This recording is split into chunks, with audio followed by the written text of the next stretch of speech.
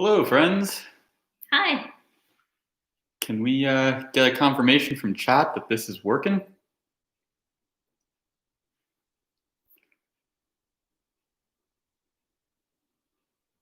Hey, Rich. All right. Looks like we're actually functional. Maybe we got it right on the first try. For the first time. Go team. All right. We have we've made. We said we might live stream, but we may live stream. Yeah. But we did live stream right on the first try. Howdy, chat. All right. Yeah, we got a lot of folks coming in. All right, great. Cool. So we've made a whole bunch of improvements since last time. Color balance should be better. Backdrop is slightly funkier. But yeah, we have a little bit more infrastructure in place. We have Teresa, who's actually going to keep track of all the questions as they come in so that I'm not completely splitting my attention. She's sending them to me over here, and that's how we're going to try to do this. Yeah. So shall we start? Yeah, we'll just start out with the question that we know everyone asked the last couple of times. We're healthy. Our families are healthy. Things are fine. Existential dread notwithstanding. Yeah. And onto your program. And we're hoping you're doing well. Yeah. So last week, we published a piece about Greek escape rooms. And this week, we started publishing our reviews of the games that we played in Athens, which was the place that we were right before this all started. And so we wanted to talk a little bit about Greek escape rooms to start off this evening. Yes, we introduced this new post format called a field report, which I think we'll probably do more often, especially when we go to places where things are a little bit different. And Greece, they were certainly very, very different. Games there are big, y'all. Big in terms of length and size, physically of the space, and ambition. Ambition, yeah. Everything. What was really crazy about these games, and some of you have heard this, the shortest game we played was 90 minutes. The longest was like 320, I think. A lot of minutes. It was a lot of minutes. Many minutes. Yeah. And usually when we see games that are like 90 minutes, they're actually like for us and people like us and people who are, tuning into an escape room live stream, not going to take up the full time. These games really did. They stretched out. They told much more ambitious stories than we're used to seeing in escape rooms. The size of the sets was kind of shocking. It was a really impressive place. And overall, they used that. They used the sets and they used the time to give us more story and to give us a richer experience that we could have because of those features of these games. Yeah, so they had these mode settings because one of the things that was really surprising was the horror. There were a lot of horror games, and we knew that going in. Everyone had said that there were a lot of horror games in Athens. And what we found was that they had like a no horror version, which was all puzzles, a horror version that had almost no puzzles at all, and then the one that we did, which was both. And I'm not a horror fan. I don't choose to play escape rooms for the horror. I don't like horror movies or horror experiences of any kind. But David can attest to that. It's very, very true. It's hilariously true. But I really like these games, and I really think my recommendation for you, even if you're like me and you don't like horror, is that if you go to Athens, play the combined mode because there's something really special about it. And I really feel we only played the combined mode, but I really feel like these games will be lacking something if you don't see that horror side.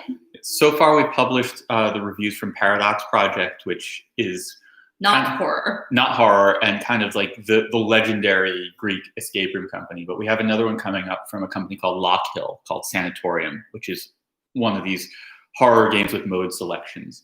And when we've spoken to other traveling escape room players who've gone and played, it seems to us that opinions on this game divide pretty broadly based on whether they played the full horror and puzzles version or if they just played the puzzles only version, which is what it sounds like a lot of traveling enthusiasts have done. And I think that I just think they're doing it wrong. But it was really interesting just to see that this is something that the market is doing in Athens, and that and that I guess a lot of their market really wants the horror. One of the actors told us that for most of the time they just chase customers around for 90 minutes. Actually, that one was a lot longer. Yeah, 3 hours. Yeah, and and they said it was fun to see a team come and actually play to puzzle. So it's interesting that they are catering to these different markets, and that was something that was really unique. We haven't seen that elsewhere. Moving on, Legos. We posted a few weeks ago about a Lego escape room on the Lego Ideas website. This is a website where Lego fans can post their own ideas and designs for potential future kits. And if they get 10,000 people to support it, it'll probably get made unless some kind of licensing thing or it's inappropriate for some reason. Basically, Lego is kind of crowdsourcing the ideation. And there is a Lego escape room right now. We did an interview with the creator, so you can read about it on Room Escape Artist, about what he is building and what he hopes you'll all vote for. And you can sign up for free. It takes a second to be able to vote for this. It's almost effortless. I think it took us both under a minute to do this.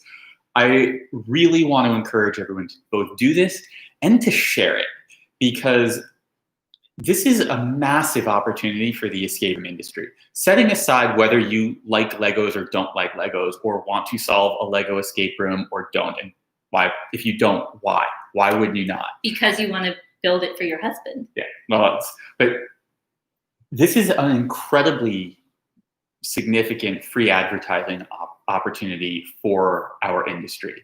So whether you're a player, whether you're an owner, I would encourage you to support this and share it as broadly as you're able to or willing to, because coming out of all of this madness, the escape room world is going to need every little boost it can get. And if Lego wants to throw some marketing budget and behind promoting a Lego escape room, that can only help all of us. So right now, as of an hour ago, it has 3,592 supporters, and it needs 10,000. So yeah, and it has 561 days to get there. So let's do this. Let's, as a community, let's try and make this happen. So more escape rooms in the public eye. Yeah. Let's talk a little bit about Jack Black's Celebrity Escape Room. Yeah, so we did a little bit of a live tweeting of that the other day, and may have had a little bit of gin that day too. Probably more than we had right now. Definitely. We were kind of expecting a disaster. We were really expecting to just cringe for half an hour, and we were pleasantly surprised. That was not a bad half hour of television, and it felt like a really good, good representation of escape rooms. Could it be better? Sure, but it was funny, yeah. And it had some really great puzzles. It had some surprises. We especially liked the Rubik's Cube, yeah, which we have not seen done like that before. It was really interesting for me just noticing that, because I haven't watched TV in ages, seeing event-based TV shift from being focused at baby boomers and really being focused at Gen X, with the Beastie Boys music and Friends and and all these 80s references. So that was interesting, a little cultural shift. But yeah, there were a couple of really great moments in that. The Rubik's Cube puzzle, at least, and the balloon, and the balloons, and the balloons. Rubik's Cubes are things that we've seen so many companies attempt to try to represent well, and it either comes across as cheesy or way too complicated. And I think a lot of companies end up with Rubik's Cube puzzles on the cutting room floor.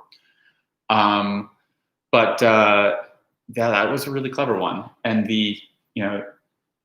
having designed an escape room for television, I can tell you there's a lot of delight that you can have in creating interactions that don't have to be reset. And that balloon wall, that was good. Surprising. We didn't see that transition coming. It was fun. We could criticize other stuff, but honestly, we won't. Let's go to the next thing. We'll move on. Nice thing. So we wanted to talk a little bit about some small batch tabletop escape rooms that we've really enjoyed recently. We're playing a lot of tabletop escape rooms from home, as I'm sure many of you are. Yeah, so small batch meaning that they're not coming from like Asmodee or Thames and Cosmos or any of like the bigger mass-produced, mass production companies. So a couple that we've really been impressed with. Emerald Flame from Post Curious. Went up on Kickstarter today, is fully funded. Yeah, they had a $33,000 goal, and they blew that away by lunchtime, and now they're up around like 55,000. So they're checking off their stretch goals. So we played it. We published our review of it today, and the thing that really stands out about this game is that it is absolutely beautiful. Go to their Kickstarter just to see how gorgeous the art is. Yeah, the art is fantastic. The puzzles are great. If you have played Post Curious's first game, Tale of Ord, you can't buy that one anymore. But that was a massive, kind of complicated game that was more on the puzzle hunty side. Emerald Flame has scaled back the difficulty. It's also scaled back the price point. It is more challenging than your typical tabletop 1 to 2 hour game that comes in a regular box, but it is less challenging than Tale of Ord was, or than many of the puzzle hunts are. And I really felt like it was a nice middle place for puzzles. And it felt really fair. Like all of the puzzles, even when they were hard, they were super fair. And I have long been saying that I think Post Curious does the best job of hinting in the tabletop business. I'm going to stand by that. I don't think anyone's even come close to touching the level of refinement and detail that their hints have. Their average, the average puzzle in that game has like 20 to 30 hints in it, and they're so tiny and so gentle, and they build on themselves so well that no matter where you get stuck, you will always get just the right amount of information to make sure that you can kind of take that momentum and go and do your own thing. I would say if you are someone who's building a game to be played online or to be played tabletop or really just to be played without a game master, it is worth looking at their hint system for really strong hinting. Yeah, no one's even close. Another game, Crack-A-Nut Mysteries. Game called Root of All Evil. Showed up in our post office box, and kind of a freaky, fun game. It surprised us. It was a little bit dark. It's a lot of bit dark. If you're not into dark storylines, not for you. Yeah, it's a little bit like the movie Seven, but probably set 100 years earlier. We have a review of this too, and what was really great about this game is that I wanted to read the journal, and that's weird. Because I like reading novels, but normally when I'm playing a puzzle game or one of these boxed or online games, everyone sort of cringes when we have to read a lot, and everyone tries to solve as much as they can without reading. And what happened to us was we started solving the puzzles without reading, as we normally do. So it was like a really big journal. And so we started finding things in it that matched the puzzles. And the more we read those sections, the more we just finally wanted to read the journal. Yeah, we were really dubious of the journal at first, but whoever got into character and wrote all those passages did a really convincing job of being out of their mind. This is a cipher-heavy game. Mm-hmm. I will say, if you don't like ciphers, there's a lot of ciphering in this. But if you do like ciphers, there are really interesting ciphers in this. And it really surprised us at the end. Yeah, there were a few interactions at the end of this experience that took it to whole different places than we've ever seen anyone even, we haven't even seen anyone dip a toe into some of this stuff. It was cool. We don't have it anymore because once you solve it, it goes away for good. And then last up, we haven't played it yet, but it's next on our list, and we're real excited about it. It's the new game from Team Bluefish. They sent it to us a while ago, and we've just been kind of We have a big pile, but Yeah. it has crept to the top and it is next. We're going to be playing it this weekend, and so that we're real excited about that. We've heard good things, so we wanted to give it a shout out too, even Yep. though we haven't touched it yet. we've moved it closer to the table. Yep, it's happening. So next up, we've had the Hive Mind busy at work, going in around the interwebs and reviewing various digital experiences. You've probably all been following that, but if you haven't been following that, we have a collection of reviewers who are together reviewing a lot of the different sorts of escape rooms that have popped up now. And escape room adjacent things and things from escape room creators, different types of online games. And that's been really fun to see a lot of different people's opinions, to see when they're the same, to see when they're different. And we've had both. We've had games where everybody writes exactly the same thing, all 4 or 5 reviewers, and we've had games where they all say entirely different things and they played the same thing. One of the things that's been really fun about this has just been the diversity of opinions. It's interesting when things align, but I actually find it way more interesting when our crew is disagreeing. Coming in from chat. Yep, the Team Bluefish game that we played, we're going to be playing is the Curious Elevator of Mr. Hinks. So yes, that is the one that we are. So thank you, Darren. Sorry, I didn't put the name of the game in the talk notes, and we haven't played it yet, so that's not on the tip of our tongue. But that is correct. We can never remember the name of anything until we've played it, but then once we do, we're pretty good about remembering the name and the company and all sorts of crazy details, but we can't get it down beforehand ever. So sorry, but you are correct. So one of the things that we wanted to talk about, there've been a lot of lessons from these Hive Mind reviews. One of the greatest things about this, just tons of online games that everyone can play and online versions of real life games, is that people can play games that they were never going to play. People who were never going to travel internationally or never going to travel at all, or, for whatever reason, physical limitations, couldn't play something. Now they can. And that's really cool. Yeah, it is really, it's fantastic opportunity, especially for the people who were never going to get there. It's also presented an interesting dilemma, especially among the higher tier games, the Golden Lock and Terpeka crowd. And I'm going to use Logic Locks in the Netherlands as an example, because both of their games are available for play. And we have not played either one, and the Hive Mind has not reviewed either one in this form yet. We have played them both in real life in the Netherlands. Yeah, so their first game, Eliza's Heart, was the first one that they put up, and it's been around a while. It's a lovely, older school Dutch game, and I think that one, if you're if you're thinking of getting to the Netherlands, you can play Eliza's Heart, and I think it's going to be all right.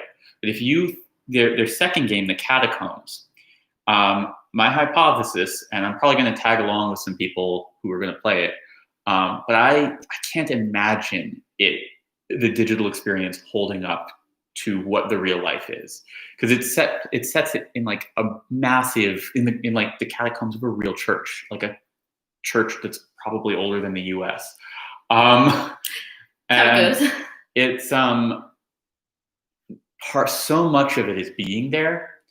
So that's kind of my advice to people is think about what games are middle of the road versus tip top tier, and which ones you think you're actually going to be able to play. And if you can't, seriously, go play Catacombs, because if you're never going to get there, it's a really cool game. You might as well check it out. Haven't played it online, but I'd say it's good. It's probably worth checking out. But if you think there's a chance that you're going to get there, I cannot imagine a scenario where the online experience holds a candle to the real deal.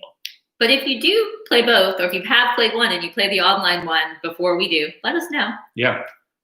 We could be wrong. And if you played it, tell us in the chat. We are collecting the questions in the chat, and we're going to answer them at the end. Yep. Because it felt weird to go back to we left until the end. Yep.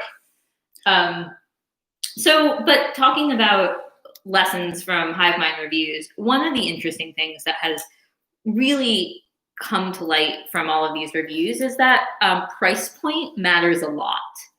And when people are thinking about the value of the game, how much would you pay for it? Well, it seems to us the lower end of the price range, the $5 to $10 range, price doesn't have a huge impact on people's perception. But once you start getting more and more expensive, it starts to become an anchor unless you've got something really, really special.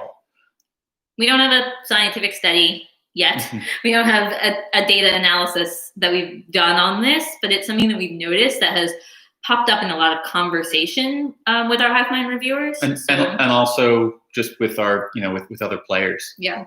So thought it was something to just, kind of put in everyone's head. And it makes sense, because if you're used to paying, in the $25 to $35 range for a real life escape room that has a set and tangible interactions and all of this stuff that you get to physically touch, playing an online version of it, or playing a kind of a digital facsimile of it, isn't going to feel as valuable as the visceral real life, I can touch this interaction. And the other thing that we wanted to say, kind of jumping off that, was because you can't touch this, the most exciting games that we've played are the games that were built for digital play. They were conceived for the environment in which they are delivered. And that's not to crap on the people who are pivoting under duress urgently. We have got a lot of respect for these Avatar games, but looking forward and looking at the stuff that has really made us feel like we're getting something closer to what we wanted out of digital play. It's been the ones that feel like they were made for us to play at home. And I guess the advice that I would give to someone who is pivoting and who is adapting games for a different environment is to think about, if you have to make changes anyway, how can you work the assets of the new environment into the changes that you make? Because I think that will go a long way toward your product. Yeah. So a couple games that really stood out to us over the last few weeks. CU Adventures in Time and Space from Champaign-Urbana, Illinois. The Lost Temple, which is sort of it's a cut and, it's a print and play game. It's a hybrid print and play and point and click. Point and click. With, you can feel a little bit of a LucasArts inspiration there. I'm going to make that just all hyphenated: print and play and point and click. Yeah, that's it. We also review to publish this week, next week, soon. Review to publish soon. But it's worth playing. You should just play it. Mad Genius Escapes also out of Portland, Oregon. They have The Truth About Edith, which is kind of splitting. It's somewhere between a point and click and an Avatar-based game. They're another one that's doing a nifty little hybrid. Really, really cool, really quirky, pretty funny. Review also to publish very soon. Yeah. So stay tuned. Yeah, those two, in very different ways, brought a lot that we were really respecting. Oh, and our last point that we wanted to make about those games were, it can be really hard to market these games. And so we wanted to talk a little bit about reaching your audience. Mm-hmm. Yeah, so one of the things that we're really worried about for the companies that are making Avatar, especially the Avatar versions of their games, is that it seems like most of them are marketing to their existing mailing list, which means they're probably marketing to their local audience, which means they're marketing to the people who, when their doors open again, could have come and paid full price to play the real life game. Totally understand why you'd be doing that. You market to who you can reach. And you want to keep your name in the minds of your customers so that they don't forget about you and they come back when they can. We're proposing that companies do a little bit of cross promoting between, make a regional sister company and promote to each other. If you're in New York and you have a friend who owns an escape room company in Kansas, swap audiences. You promote their game, they promote yours, and then you can promote to an audience that's probably never going to go and play. This is the audience that's not us and not you. This is the audience that isn't all about escape rooms and goes to them once or twice a year, and they are not researching and they're not going to find another one. They only know the one or two that they've ever been to, but they might come back. They probably will come back when they're looking for things to do when everything opens again. Especially if you help them find entertainment. Because we were talking to a friend who likes escape rooms, casually plays a couple a year. And she was like, "Oh yeah, we booked this game and it's with a company that we love, and they're 10 minutes away." Well, now you can't play that game, and that's just a bummer. Anyway, thoughts on. So let's talk a little bit about what reopening looks like. Some companies in some parts of the country, some parts of the world are starting to reopen. We have a post that will be going live on Friday. We wanted to have it up about a week earlier, but I kept diving down rabbit holes. So I can tell you that it is a well-researched post. Yeah. Because every time David was planning to write, he read more things. Yeah. All relating to it.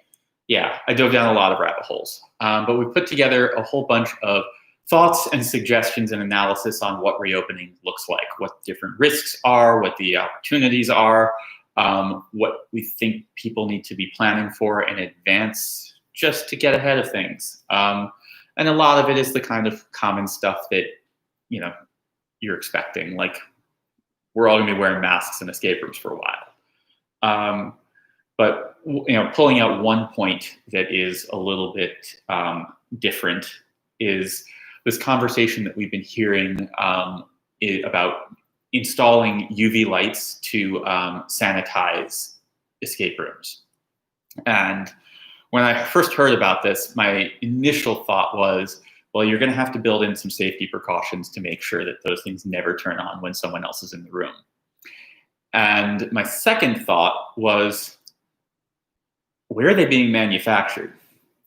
Because I started thinking about a few years ago, some of you will remember, we did a post on lasers in escape rooms. And this is another opportunity that I dove down a different rabbit hole and kind of realized that most of these, the lasers that are being sold out of China aren't as advertised. They're frequently actually overpowered and they're mislabeled the labeling says that they comply with safety regulations, but they actually frequently don't. And so that got me wondering, are these UV lights that are being sold as potent enough to sanitize a room? Are they too powerful, or are they not powerful enough? And it seems like it's the latter. It seems like they're not powerful enough. They're basically party lights, most of them, unless you get them from a very reputable producer. And I couldn't even tell you how to do that right now because it seems like the reputable producers are pretty sold out. So our general advice is to just avoid gimmicks. Take care of your staff, take care of your customers, mask up, clean the stuff that people commonly touch, clean the stuff that goes near people's eyes. If you have telescopes or microscopes or peepholes, like that stuff really needs to get cleaned. Don't overpromise. Don't promise stuff that's not realistic. Like you're going to do a deep cleaning of your room in half an hour. Like I know how long it takes me to clean my living room, and it's not thoroughly, and it's not even the size of your typical escape room. It has way less stuff. Way less stuff, and it takes me longer than 30 minutes to properly clean that. So don't oversell. At the end of the day, we as human beings in this brave new world are going to have to assume a lot more responsibility for ourselves. We're going to have to not touch our face, which I just did a second ago. we're going to have to wash our hands. We're going to have to be smart about wearing masks and a whole bunch of other stuff. And it's not fun. But I think the most responsible thing that we can all do is acknowledge we all have to be responsible.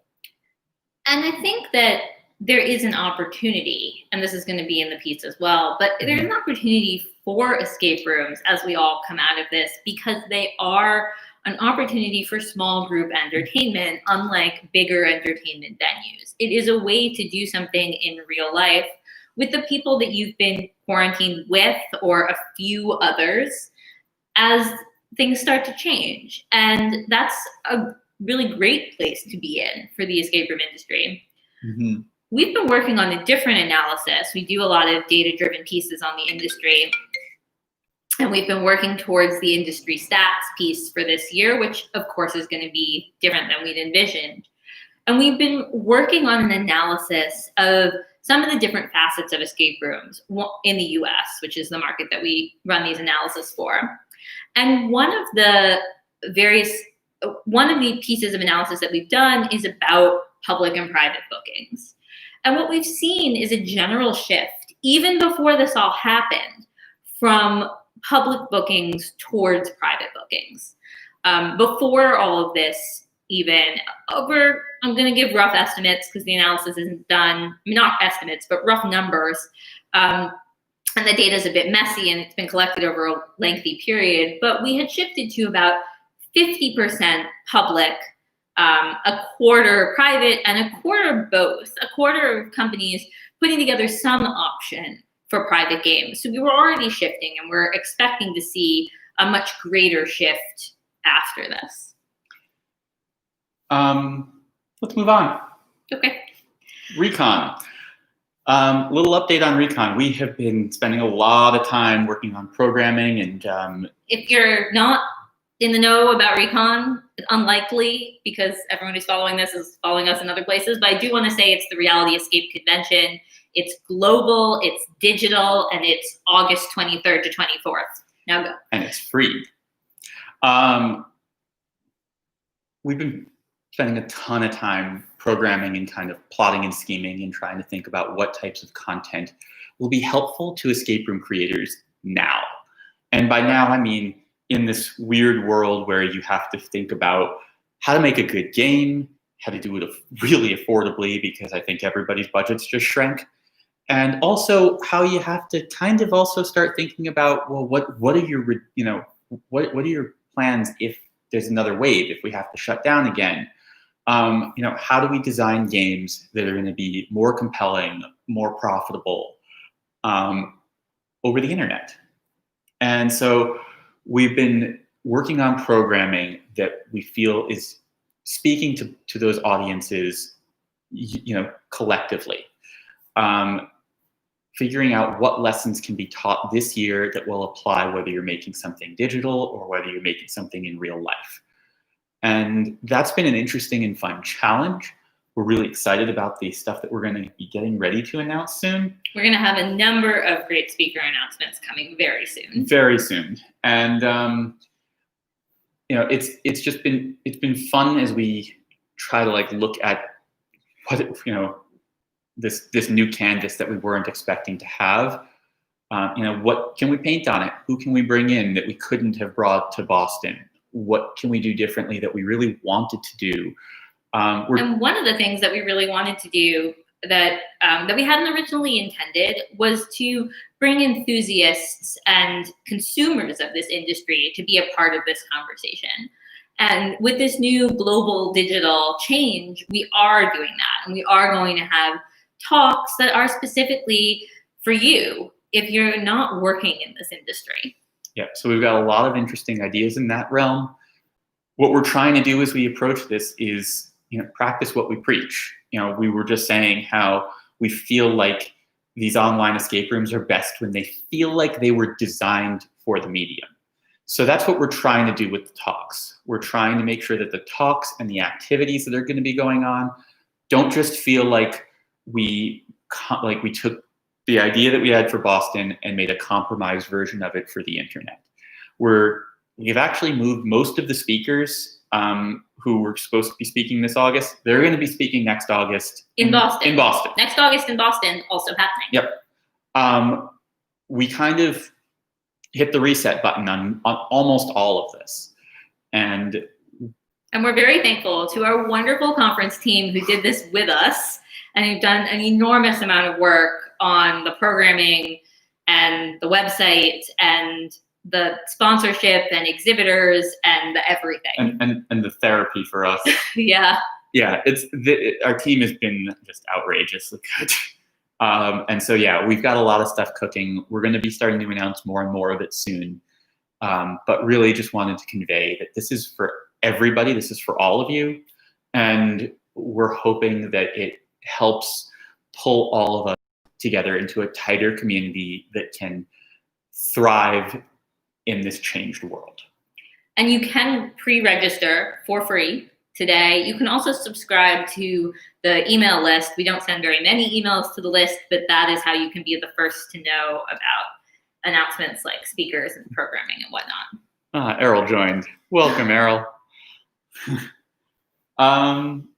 So one of the things that we've decided to do with our live streams. Okay. Link to, I think. And the link to Recon where you can pre-register is in the Recon chat. Is in the chat, live chat for this live stream. Yep. Sorry. One of the things that we wanted to do with all of these live streams that we're doing, which we're now up to 2, 3, I don't even know. It's 2 because we did the other one just for Patreon supporters. By the way, thank you to our Patreon supporters.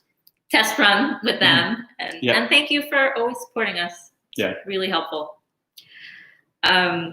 Anyway, one of the things we've decided to do is story time. So we like to tell a story about something that happened to us once in an escape room. And this one is just kind of more of it's one that we haven't really told very many people. This one, it's not as exciting as the negative story we told last time, but it's just kind of meaningful to us, and that was that we had been playing escape rooms. We'd been playing escape rooms together as long as we had been dating. I found escape rooms a week before I met Lisa. This is a story many of you have heard because we tell it a lot. And not telling that story. And the funny thing was no one knew how long we had been together in the escape room world because we went out of our way to not use our last names early on for a whole bunch of reasons. We were just Lisa and David, and people assumed we were married or we had been together for ages. We hadn't been. But we had been playing escape rooms together for 2 years before we played an escape room, just the two of us together. On our honeymoon in Australia. And it was... And for us, playing escape rooms, it was the early days of escape rooms. Most of the escape rooms in New York were public ticketing. All of them were public ticketing. And were crazy hard. And were really hard. And many of these early ones had a lot of puzzles and were meant to have a lot of people in them. And we actually weren't playing a lot of public ticketed games. Instead, we were trying to get everyone we knew through any facet of our lives to like escape rooms. So we were bringing a different group of people to every escape room. There were a couple of core people because at the time the games were like 10, 12 people was super common. And if you didn't bring 10 people, it was all public ticketed. It was all sold out all the time, early days. So if you didn't bring the people, you were stuck with people. Anyway, we were bringing a lot of people. And so then we went on our honeymoon and we went to Australia and we booked escape rooms because of course we were going to do that. And not too many. Yeah. We didn't go nuts. We did regular tourism too. Yeah. And so that's where we played an escape room together, just the two of us for the first time.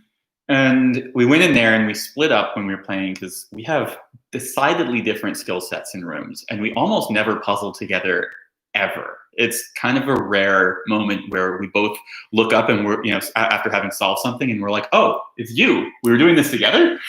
And we're a little bit nervous because we were only two and we were used to the rooms in the US that needed a lot more people. Of course, this was a different country and that wasn't the case.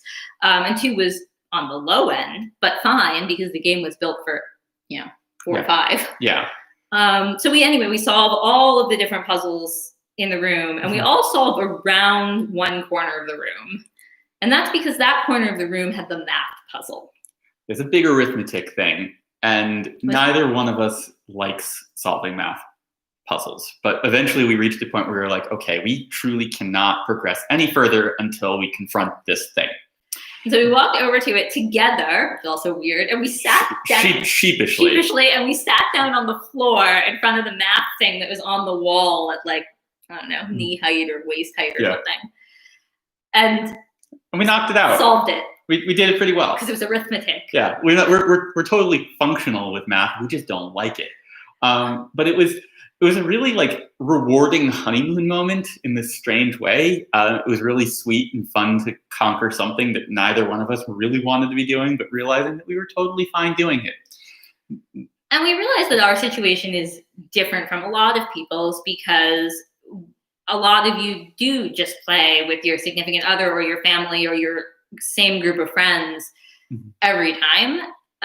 But for us, it's interesting to think about going back to escape rooms with less people, with the people, with each other, and that we've been spending this whole time with, and having, solving them just the two of us.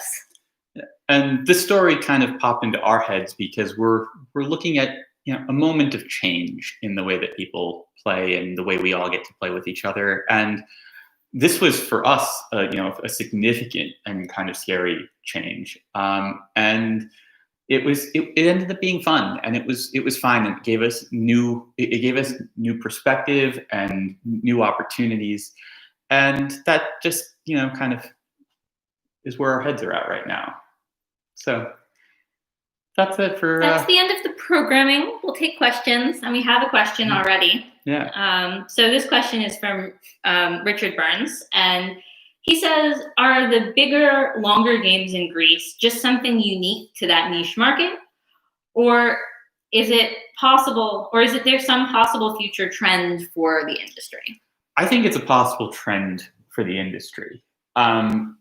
What's interesting in Athens specifically is, and I think I have my facts straight on this, so I'll preface by saying someone from Greece, who I'm sure someone will watch, if I'm dead wrong on this, they can correct me, but I'm pretty sure I got it right.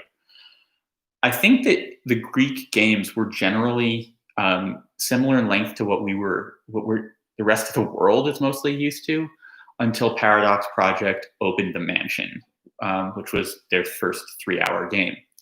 And once they did, that whole market started to compete on length and scale in a way that it hadn't before. And there was a value proposition that it had to match in terms of what Paradox Project was offering. Yeah, and what has come out of this, and what seems like a friendly rivalry, and we've seen these kinds of friendly rivalries in other cities, Los Angeles, New Orleans, some of these, most of the cities, Montreal, most of the cities that people talk about, that people hype up, those owners are frequently playing each other's stuff.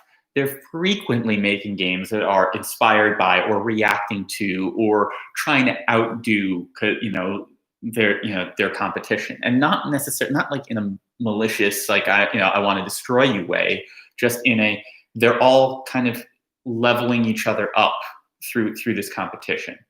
But it makes for a much healthier market, a much more attractive market to players.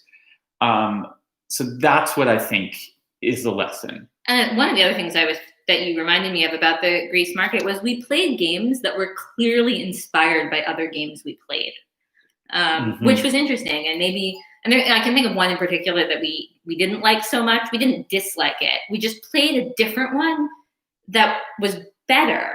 But this other one was around first, and it was clear that the better one was inspired by the older one. And it was really interesting to play both. And I had spoken to one owner who made it incredibly clear what his inspirations were and which companies he was looking up to and aspiring to create more alike. So it was interesting to see that. Is length always going to be the thing that companies compete on? Maybe. Storytelling, there's tons of different fronts that you can get more competitive, and that's really it. It's about figuring out how you can best appeal to your market. Our next question is from Ben Rosner, who asks, do you think remote games will stay active after quarantine ends? Yes and no. I think that some of these companies are going to keep them running until they stop making money with them. Some of them are going to shut them down immediately or as soon as they can, return to regular capacity, because especially the Avatar games, almost all of them, when they're done well, require some kind of physical adaptation to the room, the removal of something, the changing of a prop or more. So there's stuff that has to tangibly change, and swapping. You need more padding between a digital team and a real life team, just because like some people screw up with Zoom, or they have trouble with just all sorts of stuff, and you can't. And the games generally run longer. Yeah. So it's just going to be harder to keep the Avatar games running. But I think that is of the Avatar games that were adaptations of rooms that you can play physically. Mm-hmm. Because there's also what has cropped up as these games that were designed for digital play of various types, with or without an avatar, that can be an added revenue model for some of these companies. And I think some of those will stick around for a long time. It depends. Yeah. I think that a lot of escape room companies have had a hard time figuring out what are their other products other than physical rooms. And this has hopefully sparked a new wave of creativity. We're hoping to see more add-on experiences. I would love to be able to walk out of an escape room that I had a great time at and find out that if I paid them $9, I could get another thing I could do at home at my leisure. And like that to me is great. And it's great for the companies because it's a product that doesn't need a lot of maintenance. It's a product that doesn't need a lot of manpower. And those kinds of things can go a very, very long way towards helping make businesses more sustainable. And can definitely keep people engaged who aren't playing escape rooms all the time at all the companies they can drive to within a day. Yeah. Our next question. That's a good question. I like it. It's from Marissa, whose last name I've never said out loud, Capobianco. So hi, Marissa. Yeah, we know her, just never said her name. So Marissa asks, do you think cure-based games will be more popular or less popular after all of this? What are your thoughts on cure-based games now? We've made a lot of jokes about cure-based games. We've definitely been making a lot of jokes about them. It's funny because we have a review coming up of Conspiracy 19, which is Dark Park in the Netherlands play-at-home game, which is cure-based, and also, from a naming standpoint, they went out of their way to draw a more direct line to the current situation. And some people are totally fine with it, and I've definitely seen people be really offended by it. And I keep thinking of the Gilbert Gottfried stand-up at the Friars Club after 9/11, when he became the first stand-up comic to actually start making jokes about 9/11. And it was one of those weird cultural moments where some people were like, finally, yes, I would like to be able to laugh about how shitty this is. And some people were infuriated and outraged by it. I think that's I think that's what we're going to look at. I think some of it is going to come down to where you are, where we live. I mean, we're in the thick of it. We've been fine, but we know a lot of people who have lost loved ones and who've been sick, and the road to recovery here is much longer, and it's I'm pretty wary of it. Would that stop me from playing a cure-based game? As long as it was good? No, but that's our personality. Yeah. And I think we're also it varies. not easily offended. I personally think that games that are justifying why you're wearing masks, I think that's going to be charming as hell. But not everybody will think so. Yeah. I mean, I know that when the very last real life escape room we played was in London at Time Trap. It was Pudding Lane, which was a lovely game. Lovely we game. Published a little while ago. And it was set in it was set in like 1500s London. And our game master, before the game started, was just like, so I hear there's a plague going about. Can I offer you some hand sanitizer? And like, it was so good. The Yeah. delivery was so good. yeah, And so we said yes. Yeah. Even though we had our own hand sanitizer. Yeah. We, hand sanitized, and it worked. yeah, it worked. I think that, like this is one of those like weird cultural situations where I don't think there's there's not a good answer, because you're going to have, there's going to be large swaths of games that could offend someone. Like, anything that's implying conspiracy, you could poke at someone right now who is, believing that, 5G is going to destroy their, We gave a warning on a game we talked about earlier in this stream because it has content that might offend some people. Yeah. Anyway, I'm rambling a lot about this. I don't know what the answer is. I think we're all just going to have to find out. But I think that for the most part, I hope that most of us have some kind of sense of humor about it, just because, at least for me personally, like the only alternative to laughing about how, when things are bad is to get upset about it. And I try really hard to laugh. Next question. The next question is from Jonathan Mendez, who asks, do you think there is space to create avatar-only based games that are housed in cheaper real estate, like someone's basement or garage? David's been wanting to answer this question. He's written about this. Yeah, I almost answered this without it being asked. Yes, if I were an escape room owner right now and I had a home with a basement, I would be cleaning out that basement, and I would be designing a small-scale, really nice game designed specifically to be played as an avatar. I would do that because I would want to have the opportunity to work from home. I think it's an interesting design challenge, but I think that if you are a brick and mortar business, having multiple resiliency plans at a time like this, I think is just being smart. And I also think, like, your very worst case scenarios, to experiment with some content. Maybe you sell some tickets, and maybe you don't. Maybe it turns into a prototype for a thing you build in real life in the future. Maybe that's where you end up testing things down the line. Yeah, but I think that there is a ton of opportunity. I'm pretty sure that we're going to see more of these types of experiences emerge, not just from escape room creators, but I think we're going to see them from other people who were thinking about getting into the industry. UEscape has been around for well over a year, and way more. And their game just looks like a pair of hands, looking at a table full of props. I think there's a lot of opportunity to build on what Nick has done. Also, another Greek creator, incidentally. Who we had dinner with in Greece. It was lovely. Yeah. So yeah, I think that there's a ton of opportunity there, and I think it's worth exploring.